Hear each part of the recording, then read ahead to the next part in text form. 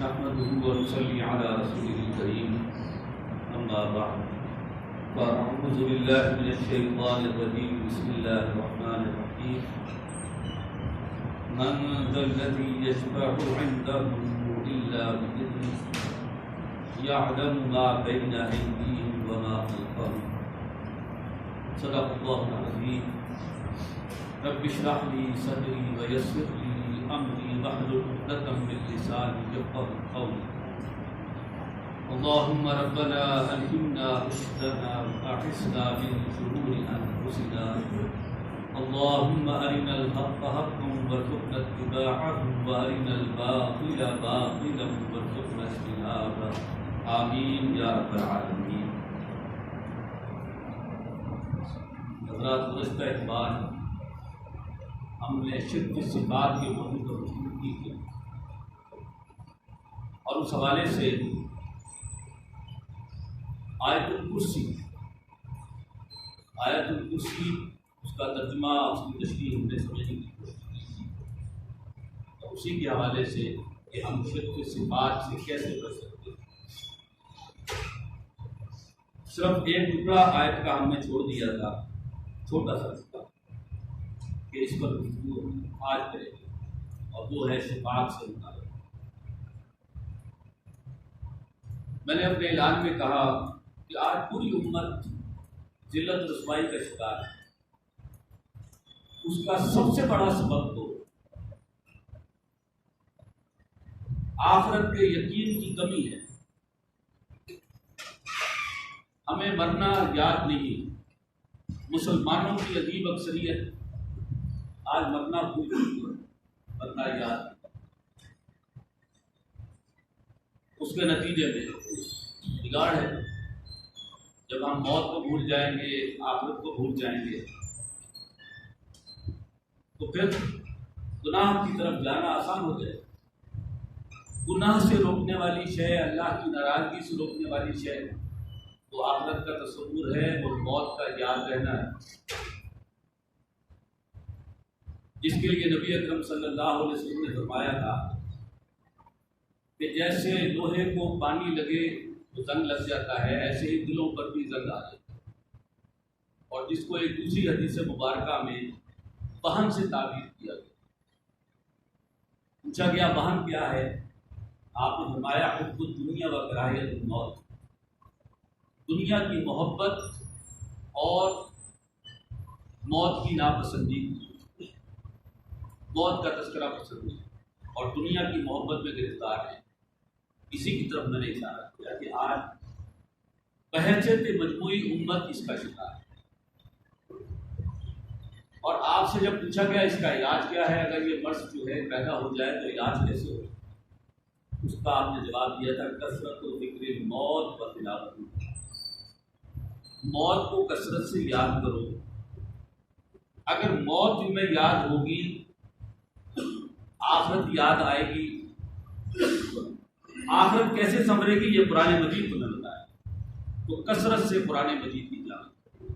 آج ہم نے بدقسمتی سے تلاوت کا مطلب سمجھ لیا بغیر سمجھے پڑھنا.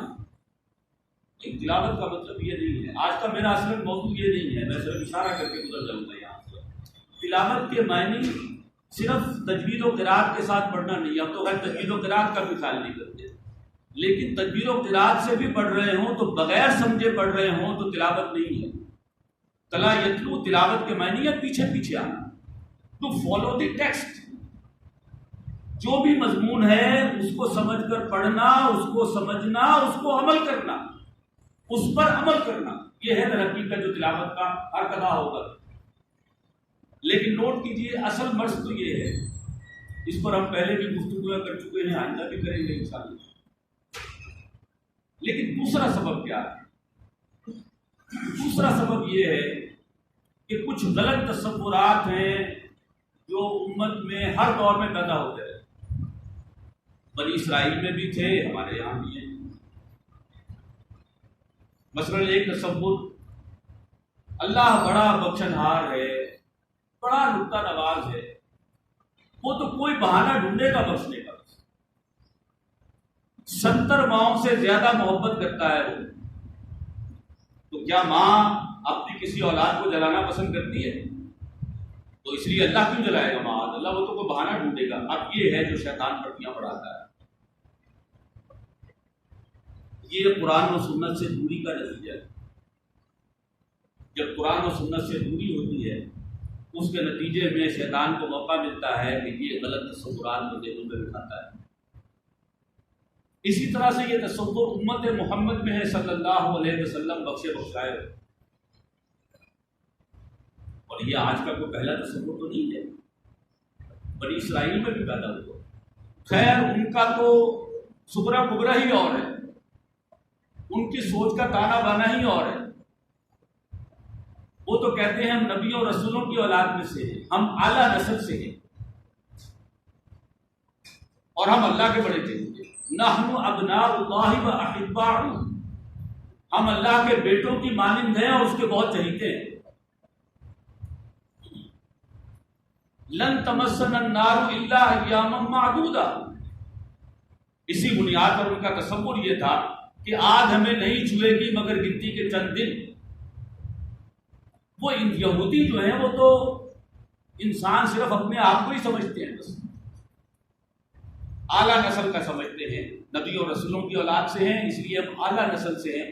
باقی سب کیا ہیں؟ یہ جینٹائلز ہیں، حیوان نما انسان ہیں. انسان ہے دیکھنے میں لیکن یہ بیسیکلی حیوان ہے. یہ انسان نما حیوان ہے، بظاہر دیکھنے میں انسان لیکن اصلاً حیوان. تو یہودی کو تو دھوکہ نہ دے، لیکن یہودیوں کے علاوہ جس کو جتنا چاہے دھوکہ دیں کوئی بات اس کی ہو، جتنا چاہے جھوٹ بول لیں، نقصان پہنچا لیں، دھوکہ دے لیں، ظلم و ستم کر لیں، کوئی گناہ نہیں. یہ ان کا تصور ہے، غلط تصور انہوں نے بنا لیا دین کے بارے میں. یہ ماضی کا مسلمانوں کا حال ہے. بالکل اسی طرح سے ہمارے یہاں بھی تصور ادھر آیا کہ ہم امت محمد میں ہیں صلی اللہ علیہ وسلم اس لیے بخشے بخشائے. یہ امت بڑی فضیلت والی ہے اس لیے ہم جو چاہیں کریں ہم بخش دیے جائیں گے. ہمارا بھی تصور یہی ہے کہ ہم آگ میں نہیں ڈالے جائیں گے مگر گنتی کے چلتے. وہی تصور جو یہودیوں میں آیا وہی ہمارے اندر بھی آ گیا. اب اس کو سمجھنا ہے. اس کے ساتھ ایک تو اور تصور شفاعت کا تصور کہ کوئی ہستیاں ہوں گی جو چھڑا لیں. بات اللہ سے فرمائے یہ تصور کہ کوئی اپنی مرضی سے جس کو چاہے گا چھڑا لے. انا للہ و انا الیہ راجعون. ایک مرتبہ ہمارے کچھ ساتھی، ہمارا سالانہ اجتماع تھا، اس پر گئے ہوئے تھے. وہاں ہم نے ڈیوٹی لگائی، کچھ کارڈ وغیرہ تقسیم کرنے تھے، ہینڈ بل تقسیم کرنے تھے کسی دکان پہ. جمعے پڑھے انہوں نے مختلف جگہوں پر. ایک جگہ جمعہ پڑھا ہمارے ساتھیوں نے اور انہوں نے آ کر جو بتایا وہ حیران کن ہے بہت اور بہت تکلیف دے. کیونکہ ہمارے یہاں عالم دین بہت کم ہیں جو مساجد میں ہوں، واعظین ہیں اور وہ بھی جاہل اکثر بیشتر، اللہ معاف کرے. اب ایک واعظ صاحب جو ہے جمعہ پڑھا رہے ہیں اور وہ لوگوں کو کہہ رہے ہیں میں ساری بات تو نہیں رکھوں گا لیکن کسی درجے میں رکھ دوں گا. اب وہ پنجابی میں اپنی تقریر فرما رہے ہیں کہ قیامت کا دن ہوئے گا، اللہ تعالیٰ منجی ڈال کے بیٹھا ہوئے گا. وہ جو ہمارے یہاں دیہاتوں کے اندر ہوتا ہے، ڈیرے ہوتے ہیں، منجی بہت بڑی بڑی جو ہے وہ چرپائیاں ہوتی ہیں. اگر مجھے تو ایک دفعہ اتفاق ہوا جا کے دیکھ، اللہ بیٹھا ہوئے گا منجا ڈال کے. بعد نبی اکرم صلی اللہ علیہ وسلم تشریف لائیں گے. یہ قیامت کے دن کا لچا ہے جو بیچ رہا ہے. اللہ کھلو جائے گا کہ نبی اکرم صلی اللہ علیہ وسلم کا استقبال کرے گا کھلو کے کہ حضور صلی اللہ علیہ وسلم جب بھی پا لے کہ نبی اکرم صلی اللہ علیہ وسلم جب بھی پا کے اپنا منہ جڑا نا پچھلی سائڈ سے کر کے جڑے لوگ بیٹھے ہون گے جنہوں کا حساب کتاب ہونا ہوئے گا. ساتھ اس نے کچھ اور بھی کہا تھا وہ میں اب یہاں مناسب نہیں سمجھتا. یہ ہے ہمارا حال. جو دنیا کے تصورات ہیں، جو یہاں دوستیاں کام آتی ہیں، جو یہاں تعلقات کام آتے ہیں، جو یہاں سفارشیں کام آتی ہیں، جس انداز میں سیم اسی کا نقشہ اس نے مان دیا. جبکہ ایسا نہیں. قرآن مجید کا اگر ہم مطالعہ کریں اور اس کے مختلف مقامات کو ہم دیکھیں، اب سب سے پہلے آپ یہ دیکھیں کہ قرآن مجید کیا کہتا ہے کہ صفات کیا ہے. سورہ بقرہ کے اندر آیت نمبر 48 بھی ہے اور سورہ بقرہ کی آیت نمبر 123 ایک ہی صورت میں ایک ہی مضمون ہے، تھوڑے سے فرق کے ساتھ آیا. پڑھیے اس کو. وَاتَّقُوا يَوْمًا لَا تَجْزِي نَفْسٌ عَن نَفْسٍ شَيْئًا، اور ڈرو اس دن سے جس دن کوئی جان کسی دوسری جان کے کوئی کام نہیں آئے. وَلَا يُقْبَلُ مِنْهَا شَفَاعَةٌ، اور اس دن کسی کی جانب سے کوئی سفارش یعنی شفاعت قبول نہیں کی جائے گی. وَلَا يُؤْخَذُ مِنْهَا عَدْلٌ، نہ ہی کسی کی طرف سے کوئی فدیہ قبول کیا جائے گا، وہ پیسے دے دلا کر چھوٹ جائے. وَلَا هُمْ يُنصَرُونَ، اور نہ ہی کہیں سے ان کی کوئی مدد کی جائے گی. تھوڑے سے فرق کے ساتھ یہی سورہ بقرہ کی آیت نمبر 123 میں آیا. وَاتَّقُوا يَوْمًا لَا تَجْزِي نَفْسٌ عَن نَفْسٍ شَيْئًا، اور ڈرو اس دن سے، بچو اس دن سے جس دن کوئی جان کسی دوسری جان کے کچھ کام نہیں آئے گی. وَلَا يُقْبَلُ مِنْهَا عَدْلٌ، اور ان سے کوئی فدیہ قبول نہیں کیا جائے گا. وَلَا تَنفَعُهَا شَفَاعَةٌ، اور کسی کو کسی کی سفارش کوئی کام نہیں دے گی، کوئی نفع نہیں دے گی. وَلَا هُمْ يُنصَرُونَ، اور کہیں سے ان کی کوئی مدد نہیں کی جائے گی.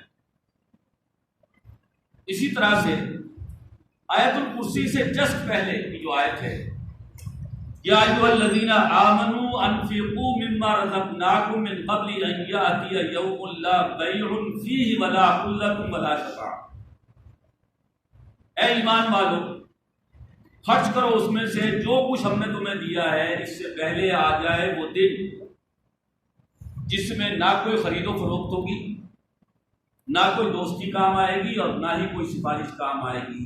بل کافرون هم الظالمون، اور کافر تو ہیں ہی ظالم.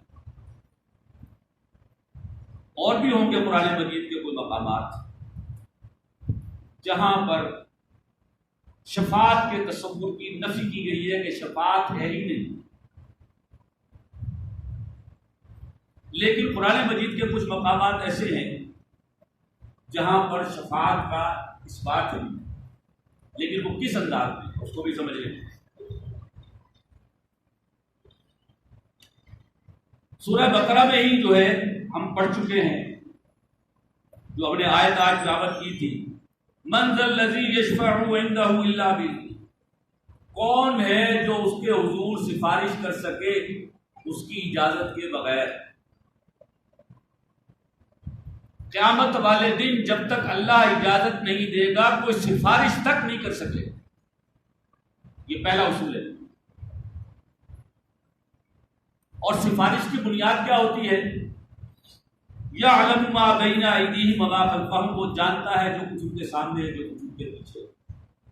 یعنی انسان کے سامنے اس کے پیچھے وہ خود ہوتا ہے، اور اللہ تو انسان کے بارے میں وہ خود جانتا ہے جو یہ خود نہیں جانتا اپنے بارے میں، جو کچھ اس کے تحت شعور میں. تو سفارش کی بنیاد کیا ہوتی ہے کہ آپ جس کے پاس جا کر کسی کی سفارش کرتے ہیں وہ نہیں جانتا اس بندے کے بارے میں. آپ جا کر اسے بتاتے ہیں کہ میں گواہی دیتا ہوں کہ یہ کیریکٹر وائز ایسا ہے، ایماندار ہے، اور یہ اپنی ڈیوٹی کو صحیح نبھائے گا. اللہ کو کون جا کر بتائے گا کہ فلاں شخص کیسا ہے؟ تو پہلے سے سب کچھ جانتا ہے. تو جو دنیا میں ہمارے تصورات ہیں اس کی نفی کر دی گئی. اس بنیاد پر تو سفارش کا تصور ہے ہی نہیں وہاں، اس کی تو جڑ کاٹ دی. اللہ سے بڑھ کر کون جانے گا کسی کے بارے میں، تو کس بنیاد پر سفارش کرو گے؟ اسی طرح سے آپ نوٹ کیجیے، یعلم ما بین ایدیہم وما خلفہم، وہ جانتا ہے جو کچھ ان کے پیچھے ہے، جو کچھ ان کے آگے ہے. ولا یشفعون الا لمن ارتضی وهم من خشیتہ مشفقون، اور وہ اس کے سامنے سفارش نہیں کریں گے مگر اس شخص کے لیے جس سے اللہ راضی ہوگا، اور وہ تو اس کی خشیت سے ڈرتے رہتے ہیں. یہ سورہ انبیاء کی آیت نمبر 28 ہے. پہلی بات یہ ہے کہ وہ سفارش نہیں کریں گے مگر اس کے لیے جس سے اللہ راضی ہوگا. ایسے شخص کی سفارش جس سے اللہ ناراض نہیں ہوگا، جس سے اللہ خوش ہوگا، جس کی سفارش کر رہے ہوں گے اللہ خوش ہوگا اس سفارش سے۔ ایسے شخص کی سفارش نہیں کریں گے جس سے اللہ ناراض ہو جائے، یہ اصول پیش نظر رکھیں۔ اسی طرح سے سورہ طٰہٰ کی آیت نمبر 109 110، یومئذ لا تنفع الشفاعۃ الا من اذن له الرحمن، اور وہ دن جس دن کسی کو کسی کی سفارش کوئی فائدہ نہیں پہنچائے گی مگر یہ کہ الرحمن ہی اجازت دے سفارش کی، وَرَضِيَ لَهُ قَوْلًا، اور وہ اس کی بات سے راضی بھی ہو۔ یہ دوسری شرط ہے جو ہمارے سامنے آ رہی ہے کہ اذن رب کے بغیر کوئی سفارش نہیں کر سکے گا، اور سفارش بھی کرے گا تو ڈرتے ہوئے کرے گا، اور ایسی سفارش ہوگی جس سے اللہ خوش ہوگا نہ کہ ناراض۔ یعلم ما بین ایدیہم وما خلفہم، وہ جانتا ہے جو کچھ ان کے سامنے ہے جو کچھ ان کے پیچھے ہے، ولا یحیطون بہ علما، اور وہ اس کے علم میں سے کچھ بھی احاطہ نہیں کر سکتے۔ اسی طرح سے سورہ نجم کی آیت نمبر 26، وَكَم مِّن مَلَكٍ فِي السَّمَاوَاتِ لَا تُغْنِي شَفَاعَتُهُمْ شَيْئًا إِلَّا مِن بَعْدِ أَن يَأْذَنَ اللَّهُ لِمَن يَشَاءُ وَيَرْضَىٰ، اور کتنے ہی فرشتے ہیں آسمانوں میں اور زمین میں کہ ان کی سفارش فائدہ نہیں دے گی مگر اس کے بعد کہ جب اللہ اجازت دے اس کے لیے جس کے لیے وہ چاہے گا، لمن یشاء، جس کے لیے وہ چاہے، وَيَرْضَىٰ، اور جس کے لیے وہ خوش ہوگا۔ اب یہاں دو باتیں ہو گئی، جس کے لیے اللہ چاہے گا اور جس کی سفارش سے اللہ راضی ہوگا، یعنی اللہ جس کے لیے نہیں چاہتا ہوگا اس کی سفارش وہ نہیں کریں گے، اور ساتھ اللہ خوش بھی ہوگا ان کی سفارش سے۔ اور باقی وہ تو ہم سورہ نبا کی آیت نمبر 38 پہ جو ہے وہ تو ہم سب جانتے ہی ہیں، لیکن پڑھ لیں اس کو، یوم یقوم الروح والملائکۃ صفا، جس دن فرشتے اور ارواح صف در صف کھڑے ہوں گے، لا یتکلمون الا من اذن له الرحمن، کوئی بات نہیں کر سکے گا اس روز مگر جب کہ الرحمن اجازت دے گا، وقال صوابا، اور بولنے والا جو بھی ہے کہے گا سچی بات، صحیح بات، یعنی وہی بات جو اللہ کو راضی کرنے والی ہو۔ ان سب باتوں سے نتیجہ کیا نکلا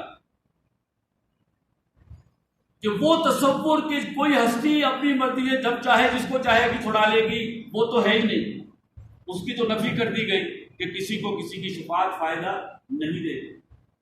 شفاعت ہوگی تو دو شرطوں کے ساتھ ہوگی، ایک بلکہ تین کے ساتھ، ایک اذن رب کے بغیر کوئی شفاعت نہیں کر سکے، نمبر دو جس کے لیے اللہ چاہتا ہوگا اور جس کے لیے اللہ راضی ہوگا، ان دو شرائط کے ساتھ سفارش ہو سکے۔ یہ نہیں ہے کہ جس کے لیے چاہیں گے سفارش ہو جائے۔ یہی سے ایک اور بات سمجھیں، سورہ زمر کی جو ہے، میں لکھنا بھول گیا کہ آیت نمبر کتنی ہے، لیکن یہ سورہ زمر کی آیت ہے، ام اتخذوا من دون اللہ شفعاء، کیا انہوں نے اللہ کے سوا سفارشی بنا لیے ہیں؟ قل اولو کانوا لا یملکون شیئا ولا یعقلون، اے نبی سے کہیے کیا وہ ان کے لیے کچھ بھی اختیار نہ رکھتے ہوں اور کچھ بھی سمجھ بوجھ نہ رکھتے ہوں؟ اب یہ خاص طور پر بتوں کی طرف اشارہ، کچھ بھی سمجھ بوجھ نہ رکھتے، لیکن باقی اللہ کے مقابلے میں تو کسی کا کوئی اختیار ہے ہی نہیں، تو اختیار والی بات تو ہر جگہ چلی جائے۔ قل للہ الشفاعۃ جمیعا، اے نبی کہہ دیجئے شفاعت کل کی کل اللہ کے لیے، لہ ملک السماوات والارض، اسی کے لیے بادشاہت ہے آسمانوں اور زمین کی، ثم الیہ ترجعون، پھر اسی کی جانب میں تم لوٹائے گئے۔ یہ قرآن مجید کا واحد مقام ہے میرے علم سے اچھا کہ جہاں کہا گیا کہ شفاعت کل کی کل اللہ کے لیے، اس کا مطلب کیا ہوا کہ وہ جو شفاعت دی گئی اس میں اللہ کی رضا کے بغیر اور اللہ کی مشیت کے بغیر کسی کی سفارش نہیں ہوگی۔ اب اس کو یہاں سمجھ لیں کہ شفاعت والے دن کیا ہوگا، قیامت والے دن شفاعت ہوگی تو کس انداز میں؟ قیامت کا دن ہوگا نفسی نفسی کا، نفسی نفسی سے مراد کیا ہے؟ میری جان میری جان، ہر شخص کو فکر ہوگی اپنی، قرآن مجید کے بے شمار مقامات ہیں جہاں ہے کہ انسان اپنے ماں باپ، بہن بھائی، والدین، تمام رشتہ داروں کو بھول جائے گا، بیوی بچے سب، وہ چاہے گا سب کو جہنم میں ڈال دیا جائے، میں کسی طرح جنت میں چلا جاؤں جہنم سے۔ یہ ہوگی نفسی نفسی، اور اس نفسی نفسی کے عالم میں امتیں اپنے اپنے رسولوں کے پاس جائیں، تمام رسول بھی اپنی امتوں سے معذرت کر لیں کہ آج اللہ بڑے جلال میں یعنی غصے میں ہے، غضبناک ہے، قیامت کا دن ہے نا جی، حساب کتاب کا دن ہے، تو ہم اللہ کا سامنا نہیں کر سکتے، تو سفارش کیسے کریں جا کے؟ تو اللہ کے سامنے جانے کی ہمت نہیں پاتے، ہر ایک کوئی نہ کوئی عذر پیش کر دے گا، مجھ سے یہ کمی ہوئی، مجھ سے یہ کمی ہوئی، مجھ سے یہ کمی ہوئی زندگی میں، کیسے سامنا کروں اللہ؟ پھر سب کے سب امت، جتنی امتیں ہیں سب کی سب امت محمد صلی اللہ علیہ وسلم سمیت کہاں آ جائیں گی؟ محمد رسول اللہ صلی اللہ علیہ وسلم۔ اور جب آپ کے پاس آ جائیں گی اور شفاعت کے لیے ریکویسٹ کریں گی سب کی سب مل کے، تو آپ کیا کریں گے؟ وہ آپ بڑک ماریں گے باہر، یا جس کو چاہیں گے اپنی مرضی سے چھڑا لیں گے باہر؟ اللہ کو کیا پسند ہے؟ اللہ کو عاجزی پسند ہے، انکساری پسند ہے۔ تو نبی اکرم صلی اللہ علیہ وسلم کیا کریں گے؟ سجدے میں، پتہ نہیں کتنا عرصہ سجدے میں گرے رہے ہیں، ہم نہیں جانتے، ہمارے پیمانے وہ ناپ نہیں سکتے، نہ ہمیں بتایا گیا، لیکن ایک طویل عرصہ ہے کہ آپ پڑے رہیں گے سے، پتہ نہیں کتنا عرصہ گزر جائے گا، تب اللہ فرمائے گا اے میرے محبوب سر اٹھائیں اور مانگیے کیا مانگتے ہو۔ یہ بھی پتہ نہیں کتنا عرصہ آپ سجدے میں پڑے رہیں گے سب امتوں کے لیے، اور خاص طور پر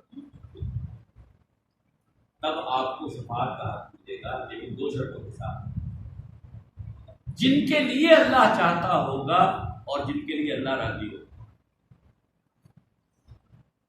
کون کون اور کتنے، یہ دو باتیں نوٹ کریں، کون کون اور کتنے، کتنے افراد اور کون کون سے افراد، یہ ڈسیزن اللہ کا ہوگا، جس کو چاہیں گے نہیں۔ اس کی وجہ کیا ہے؟ ایمان کی کیفیت کہاں ہوتی ہے؟ دل میں، اور دل کے بھید کون جانتا ہے؟ صرف اللہ۔ تو کس کے دل میں ایمان رائی کے دانے کے برابر بھی نہیں ہے، یہ ڈیسیژن کون کرے گا؟ اللہ۔ تو کون کون نکلے گا جہنم سے اور کتنے افراد نکلیں گے کس کی سفارش پر؟ ڈیسیژن اللہ کا ہوگا، لیکن سب سے اونچا مقام کس کا ہے؟ محمد رسول اللہ صلی اللہ علیہ وسلم کا۔ اس لیے آپ کی شفاعت کی بنیاد پر سب سے زیادہ جہنم سے لوگ، ایک تو کیٹیگری وہ ہوگی سمجھ لیں جو جہنم میں جانے سے پہلے ہی شفاعت ہو جائے گی، پہلے حلے میں جو شفاعت ہوگی کہ جہنم میں جائیں گے ہی نہیں کچھ لوگ، نبی اکرم صلی اللہ علیہ وسلم کی شفاعت کی بنیاد پر۔ اللہ ہمیں شامل فرمائے کہ وہ جہنم میں جائیں گے نہیں، بالا بالا ہی شفاعت ہو جائے گی، لیکن اس کے بعد پھر کیٹیگریز ہوں گی، جو جہنم میں ڈال دیے جائیں گے، جہنم میں سزائیں بھگت رہے ہوں گے، وہاں سے مختلف اوقات میں نکالے جائیں گے۔ یہ بھی ڈیسیژن اللہ کا ہوگا، کون کتنے عرصے کے بعد، کتنے افراد کتنے عرصے بعد نکلیں۔ اور یہ صرف نبی اکرم صلی اللہ علیہ وسلم کے ساتھ ہی خاص نہیں ہوگی،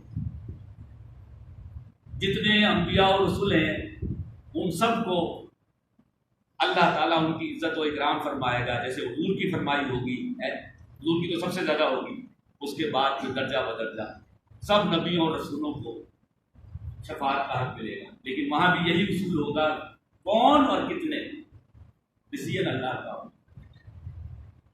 اور اسی طرح درجہ بدرجہ حواریین، صحابہ کرام، ان کے حوالے سے بھی ہوگا، پھر نیکوکار اللہ کے بندے،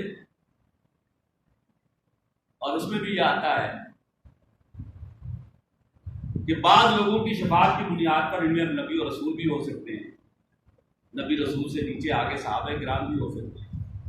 ہو سکتا ہے کہ اس میں جو بہت نیکوکار ہوں وہ بھی آ جائیں، چاہے وہ صحابہ کرام یا ہماری دین کی فہرست میں ہوں، کہ ان کے ذریعے سے ہزاروں لوگ جو ہے نکلیں گے۔ ایسے بھی ہوں گے جن کے ذریعے سے ایک قبیلے کے برابر لوگ نکلیں گے جہنم سے، ایسے بھی ہوں گے جن کے ذریعے سے ایک خاندان کے برابر لوگ نکلیں گے جہنم سے، اور سب سے نچلے درجے کا کوئی مسلمان ہوگا جس کے ذریعے سے کوئی ایک مسلمان جہنم سے شفاعت کے نتیجے میں نکلے۔ یہ سب سے کم درجہ ہے۔ اللہ تعالیٰ سب کا اعزاز و اکرام فرمائے گا درجہ بدرجہ۔ یہ ہے شفاعت جو نبی اکرم صلی اللہ علیہ وسلم سے لے کر انبیاء و رسول، ہماری صحابہ کرام، نیکوکار لوگ، اور سب سے کم نیک درجے میں جو ہوگا جس کے ذریعے سے اللہ شفاعت کروائے گا، یعنی وہ تو خود بخشا ہوا ہوگا ہی، اس کی سفارش کی بنیاد پر کوئی ایک جہنم سے نکل آئے گا۔ یہ کیٹیگری ہے، لیکن کون اور کتنے یہ طے اللہ۔ اب ایک صاحب نے سوال کیا تھا، صحیح بخاری شریف کی حدیث کا حوالہ کہ جس میں جو اذان کے بعد کی دعا پڑھتا ہے تو اس کے لیے نبی اکرم صلی اللہ علیہ وسلم نے فرمایا کہ وہ میری شفاعت کا حقدار ہوگا۔ لیکن یہاں چند ایک تو وہ سارے اصول پہلے جو میں بیان کر چکا ان کو اپلائی کر لیں کہ وہ ذہن میں رہے کہ یہ اصول رہے گا وہاں پر۔ لیکن اس دعا کے حوالے سے ہم دیکھیں تو کیا شرک کرنے والا بھی جہنم سے نکل آئے گا؟ اللہ، کوئی شرک کر رہا ہو لیکن نمازیں بھی پڑھ رہا ہو، روزے بھی رکھ رہا ہو، حج بھی کر رہا ہو، زکوٰۃ بھی دے رہا ہو، اور مر گیا شرک کے ساتھ ہی، تو اس کو اس دعا سے فائدہ نہیں ہوگا، کیونکہ قرآن مجید کا فیصلہ ہے کہ ان اللہ لا یغفر ان یشرک بہ ویغفر ما دون ذلک لمن یشاء، بے شک اللہ تعالیٰ اس کو تو ہرگز معاف نہیں فرمائے گا کہ اس کے ساتھ کسی کو شریک ٹھہرایا جائے۔ اس سے کم تر جو گناہ ہوں گے جس کو چاہے گا وہاں بھی جس کو چاہے گا معاف کر دے گا، لیکن شرک ناقابل معافی ہو۔ نمبر 1۔ نمبر 2،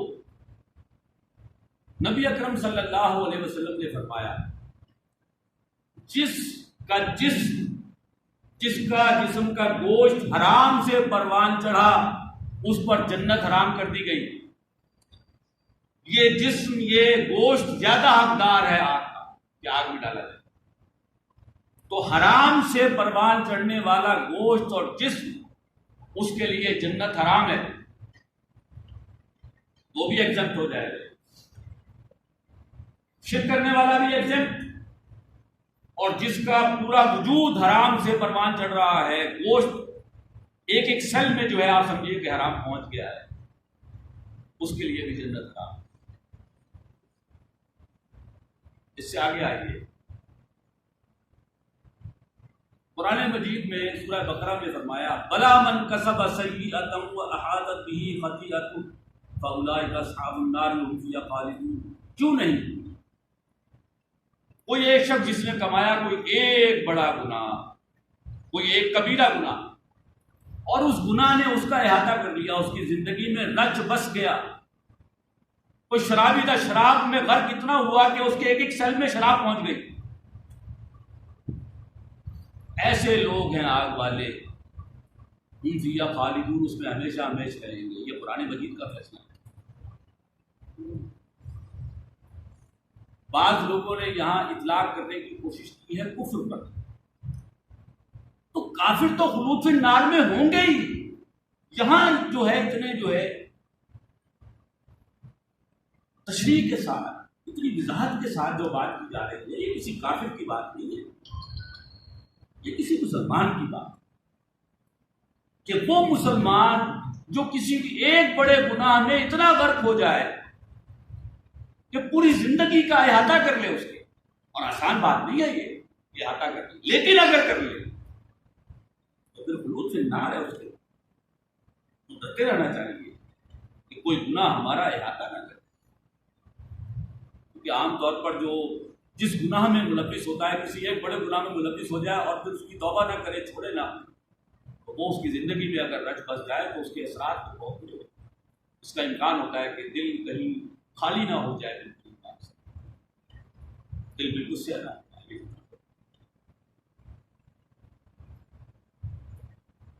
اسی طرح سے نوٹ کیجیے، نبی اکرم صلی اللہ علیہ وسلم نے کیا فرمایا؟ من غش فلیس منا، جس نے ملاوٹ کی وہ ہم میں سے نہیں ہے، وہ امتی ہی نہیں ہے۔ جو ملاوٹ کرتے ہیں کھانے پینے کی چیزوں میں، ادویات میں، جان بچانے والی جو ادویات ہیں اس میں، وہ فرما رہے ہیں وہ ہم میں سے نہیں ہے، امتی نہیں ہے۔ ہم تو یہاں شفاعت کی امید لگا کر بیٹھے ہوں، وہاں حضور منہ پھیر لیں کہ یہ تو میرا امتی نہیں، یہ تو ملاوٹ کرتا تھا۔ اللہ بچائے ہمیں سے۔ اسی طرح سے آپ نوٹ کیجیے قرآن مجید کا کیا فیصلہ ہے؟ ان الذین فرقوا دینہم وکانوا شیعا لست منہم فی شیء، وہ لوگ جنہوں نے اپنے دین کو پھاڑ دیا، ٹکڑے ٹکڑے کر دیا۔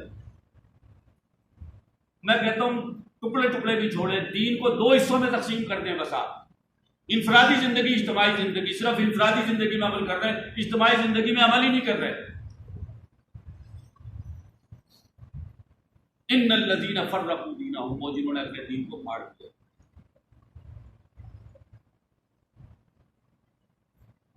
لست منہم فی شیء،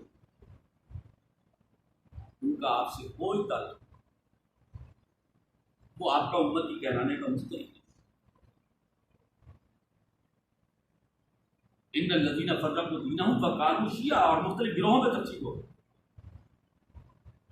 ایک گروہ دین کے ایک حصے پر عمل کر رہا ہے، دوسرا گروہ دین کے دوسرے حصے پر عمل کر رہا ہے، تیسرا گروہ تیسرے حصے پر عمل کر رہا ہے، چوتھا گروہ چوتھے حصے پر عمل کر رہا ہے، پورے قرآن و سنت کو نہیں لے رہا، اس کے حصے بکھرے کرتے ہیں۔ لست منہم فی شیء، ان میں سے کسی سے آپ کا کوئی تعلق نہیں۔ تو آج جو بحیثیت مجموعی مسلمانوں کا حال ہے وہ کیا ہے؟ جو سورہ بقرہ کی آیت نمبر 185 ہے، افتؤمنون ببعض الکتاب وتکفرون ببعض وما جزاء من يفعل ذلك منكم الا خزي في الحياة الدنيا ويوم القيامة يردون الى اشد العذاب وما الله بغافل عما تعملون۔ کیا تم کتاب و شریعت کے، کتاب و سنت کے کچھ حکموں کو مانتے ہو، کچھ کو نہیں مانتے؟ جو کوئی تم میں سے یہ روش اختیار کرے گا اس کی سزا اس کے علاوہ اور کچھ نہیں ہے کہ دنیاوی زندگی میں ذلیل و رسوا کر دیا جائے اور قیامت والے دن شدید ترین عذاب میں چھوڑ دیا جائے، اور اللہ اس سے غافل ہے جو کچھ کرتے ہیں۔ دنیا میں ذلت اور رسوائی جو آج ہماری ہے اسی وجہ سے دین کے حصے بکھرے کر دیا، دین کو پھاڑ دیا اور مختلف گروہوں میں تقسیم ہے۔ قرآن و سنت کو بحیثیت مجموعی اختیار کرنے کے لیے انتظار، اس پر مکمل عمل ہو ہی نہیں سکتا جب تک نظام خلافت قائم نہ ہو۔ تو نظام خلافت کے قیام کی جد و جہد لازم، تاکہ معذرت پیش کر سکے اللہ کے حضور کہ اللہ نظام خلافت قائم نہیں تھا، تیرے دین پر مکمل عمل کیسے کرتے؟ اس کو قائم کرنے کی جد و جہد کرتے۔ اس کے علاوہ کوئی راستہ نہیں ہے اس آیت کے مصداق بننے سے۔ ان الذین فرقوا دینہم وقالوا شیعا لست منہم فی شیء، وہ جنہوں نے دین کو پھاڑ دیا اور مختلف گروہوں میں تقسیم ہو گئے، ایسے لوگوں سے نبی صلی اللہ علیہ وسلم آپ کا کوئی تعلق نہیں۔ ہم سمجھ رہے ہوں کہ حضور کی شفاعت ملے گی اور حضور صلی اللہ علیہ وسلم ہماری طرف منہ کر کے اور دیکھنے کے بعد منہ پھیر لیں کہ یہ تو میرا امتی کہلانے کا مستحق ہی نہیں، شفاعت کہاں سے کروں؟ اس لیے تم دین کو پھاڑ دیا تھا، دین کے ٹکڑے ٹکڑے کر دیے۔ اسی طرح سے آپ لوگ کیجیے، ایک موقع پر نبی اکرم صلی اللہ علیہ وسلم نے صحابہ کرام سے تعلیم دینے کے لیے سوال کیا، بتاؤ میری امت کا مفلس کون ہے؟ صحابہ کرام نے کہا حضور ہمارا خیال یہ ہے کہ جو غریب ہو، جس کے پاس پیسہ نہ ہو، اس کو مفلس کہتے ہیں۔ میری امت کا مفلس وہ ہوگا جو بہت نیکیاں کمائے اور نیکیاں اتنی ہوں گی اس کے پاس کہ اس کی بنیاد پر وہ جنت کا حقدار ہوگا، لیکن ساتھ ہی اس نے لوگوں کے ساتھ اچھا سلوک نہیں کیا ہوگا، کسی کا مال کھایا ہوگا، کسی کے ساتھ بدزبانی کی ہوگی، کسی کے معاملات میں دخل اندازی کر کے بگاڑ پیدا کیا ہوگا۔ اسی طرح سے اس نے لوگوں کے ساتھ اپنے معاملات بگاڑے، حقوق ادا نہیں کیے ہوں گے، تو قیامت والے دن لوگ آ جائیں گے اپنے اپنے مطالبے لے کر کے، اللہ اس نے ہمیں اسی طرح سے ستایا، اب اس کے بعد نیکیوں کا ڈھیر لگا ہوگا، تو وہاں اور تو کچھ ہوگا نہیں، نیکی اور بدی دو ہی چیزیں ہوں گی۔ تو ہر آنے والا جو لائن میں کھڑا ہوگا، جتنا اس کو ستایا گیا ہوگا اس کے مطابق اس کی نیکیوں میں سے اس کو نیکیاں دے دی جائیں گی، لیکن ابھی لوگ ختم نہیں ہوں گے، نیکیاں ختم، ابھی بھی پڑے ہوئے لوگ۔ پھر اب کہا جائے گا جس قدر ستایا ہے اتنے اپنے گناہ اس کے کھاتے میں ڈالتے، یہاں تک کہ جب آخری آدمی ختم ہوگا تو یہاں گناہوں کا ڈھیر کھڑا ہو جائے گا۔ وہ شخص جو اپنی نیکیوں کی بنیاد پر جنت میں جانے کا حقدار تھا، اب جہنم میں جانے کا حقدار ہو جائے گا۔ یہ ہمارے ذہن میں رہنا چاہیے۔ لوگوں کو ستانے والا کیا حضور صلی اللہ علیہ وسلم کو پسندیدگی کی نظر سے دیکھیں گے؟ اس کو پھیر لیں گے۔ خیر الناس من ينفع الناس، تمہیں بہترین لوگ وہ ہیں جو دوسروں کے لیے فائدہ مند ہیں، وہ نہیں جو لوگوں کے لیے نقصان دہ ہیں، لوگوں کو نقصان پہنچاتے ہیں۔ اب یہ تو وہ تھا جو جس نے کچھ لوگوں کو ستایا ہوگا، وہ 50-100 ہزار کے قریب لوگ ہوں گے نا، اس کی بنیاد پر یہ ہو گیا کہ یہ جنتی سے ہونے کے ساتھ ساتھ اب جہنمی ہو گیا۔ لیکن وہ جنہوں نے ظلم و ستم کیا ہو، لوگوں کے حقوق غصب کیے ہوں، اب فرض کیجیے کونسلر ہے، وہ کونسلر اگر اپنے حقوق صحیح ادا کرے تو بہت بڑا درجہ پائے گا اللہ کا، لیکن اگر وہ اپنے حقوق ادا نہ کرے اور لوگوں کا مال ہڑپ کر جائے، ان کے حقوق غصب کر جائے، تو چند ہزار لوگ جو ہیں وہی ہو سکتا ہے کہ اس کے جہنم میں جانے کا باعث بن جائے۔